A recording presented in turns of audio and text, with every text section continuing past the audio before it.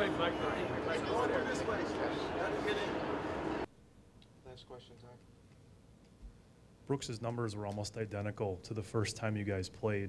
Give her a couple points and maybe a couple shots. Did you do pretty much the same thing? Was that the game plan going in, doing pretty much the same thing with Jimmy doing most of the work? And did you switch anything up on him at all? Well, I was trying to, as best I could.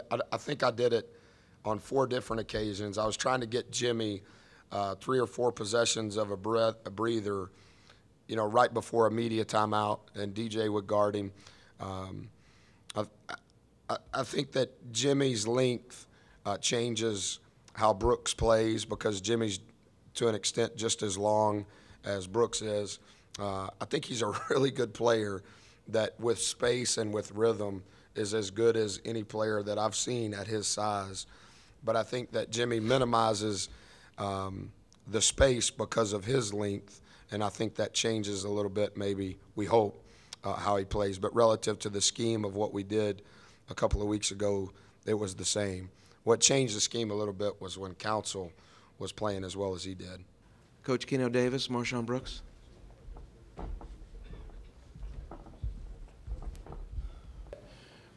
We knew when we got the draw, as we're trying to, build the program and improve, that there's 2 teams I thought that were probably our toughest draw, for one reason or another, and Marquette was probably at the top of that list, but, felt that we gave a great effort. We got behind early and couldn't get going, and to be able to fight back didn't surprise me.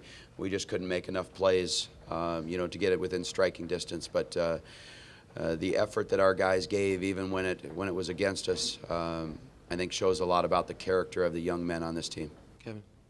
Was any difference tonight than how Butler played you in the last game? It seemed kind of like a carbon copy. I think Butler matches up real well with me, just his body frame. But I was trying to attack him. I wasn't really worried about. I watched tape on how they played me the last time, and it was a little different because I was running off a lot of. This time I was playing off the ball a lot more, so I could catch him closing out.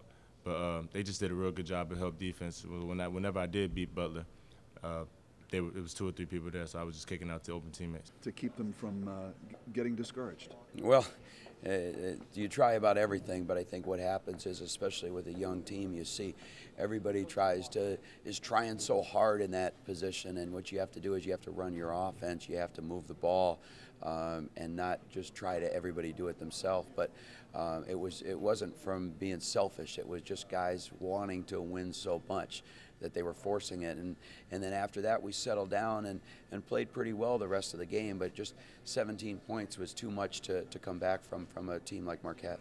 I know you're still thinking about tonight's game, but for next season, how do you turn things around with this team?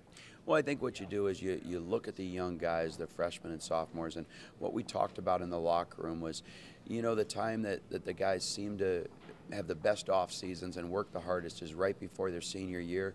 You might Marshon Brooks might be a good example. Well, next year we'll have no seniors. We'll be a deeper team. We'll have some more athletic players, but they've got to have off seasons where they fill up their weaknesses, where they come in the gym and really work hard and become from a 6-point scorer to a 9 or a 10, or from 5 rebounds a game to 7 or 8. And I think we have 3 or 4 guys that could be really good next year if they have great off seasons. So in your mind, the future's bright? I do.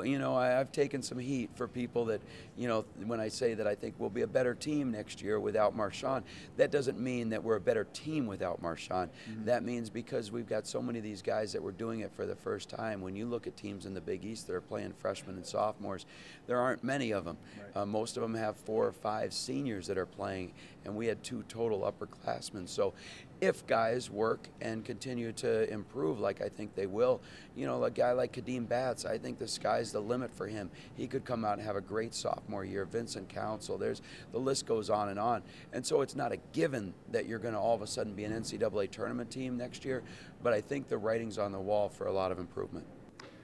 I know when your team gets down 17-0, you're the senior, you're the big guy, you're the league's leading scorer. Mm-hmm. In your mind, do you say, I've got to do more? Yeah, I mean, you take it very personal because I think when we were down 17-0, I was 0 for 3 from the field.